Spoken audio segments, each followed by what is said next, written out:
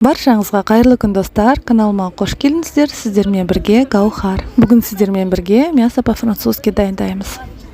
Ең алдымен картобымызды жұқалап турап аламыз. Енді формочкамызды алып, картоптарымыз жабыс қалмау үшін сұйық май құйып жағамыз. Енді картоптарымызды тізіп шығамыз.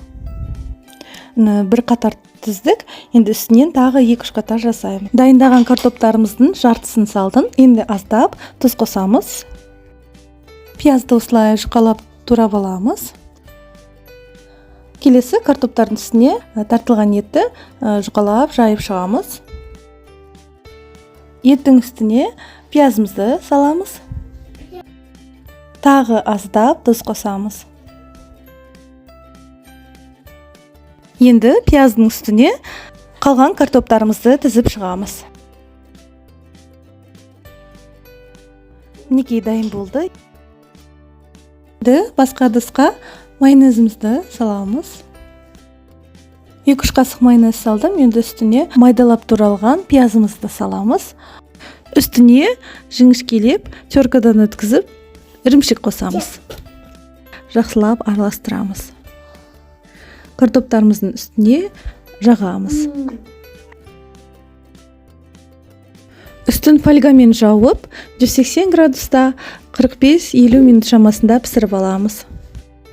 Енді қызанағымызды осылай дөңгелектеп тураймыз. Мінекей тамағымыз пісті. Енді үстіне дайындап қойған қызанағымызды тізіп шығамыз. Келесі біздің соңғы қатарымыз, ол ірімшікті осылай майда үккіштен өткізіп, үстіне себеміз. Ірімшік ергенше 1-2 минутқа духовкаға саламыз. Мінекей біздің мясо по-французски дайын болды. Енді турап көрейік. Каналыма тіркеліп, қоңыраушаны басуды ұмытпаңыз. Әлде талай рецептермен бөлісемін. Міне біздің французша етіміз дайын болды. Иісі өте керемет. Бұл тағамды барлығыңызға дайындауға кеңес беремін. Сіздерге ұнайды деген сенімдемін. Ас болсын.